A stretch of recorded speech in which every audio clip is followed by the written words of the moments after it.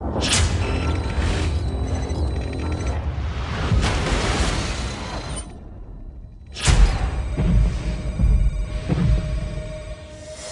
our first DLC offering is called First Strike. It releases February 1st. It has 5 new levels in it, 4 brand new multiplayer maps, as well as a zombie level called Ascension.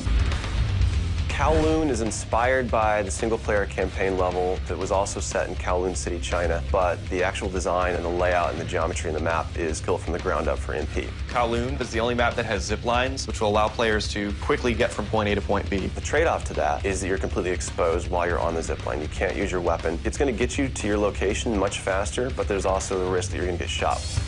Discovery is an Antarctic research station that was a German outpost left over from World War II. The two sides of the map are divided by a deep chasm. You're always kind of fighting for control over that crossover from one side of the map to the other. My tips for Discovery is really just learning the layout of the map, understanding how that chasm can impact the flow of the gameplay, and always being conscious of the exposure that you have to long-range weapons. You might be on a snow bridge and somebody throws a grenade, which collapses the floor around you.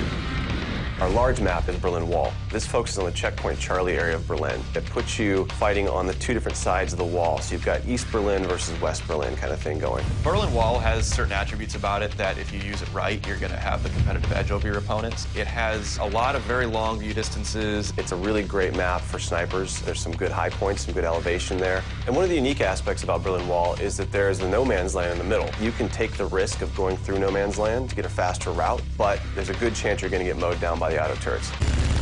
The stadium's one of my favorite maps. I am a running gunner, so I tend to like that map. It's going to provide those close-quarter players tight, adrenaline, action-packed experience. So never underestimate the value of tactical insertion, and always be checking your corners, and realize that these engagement distances are going to be really small, so use that to your advantage. I think it's going to cater to a lot of the players who just like the frenetic style of gameplay that Call of Duty has to offer. One of the big agendas with this map pack is we wanted to listen to the feedback that people have been giving about all the maps they've been playing with the release of the game. They want more verticality, more sniper opportunities. They really love the interactivity that we did. These are components that we wanted to bring back in a pretty big way in the first DLC offering. First Strike is going to be available February 1st for 1,200 Microsoft points, and it'll be available on Xbox 360 first.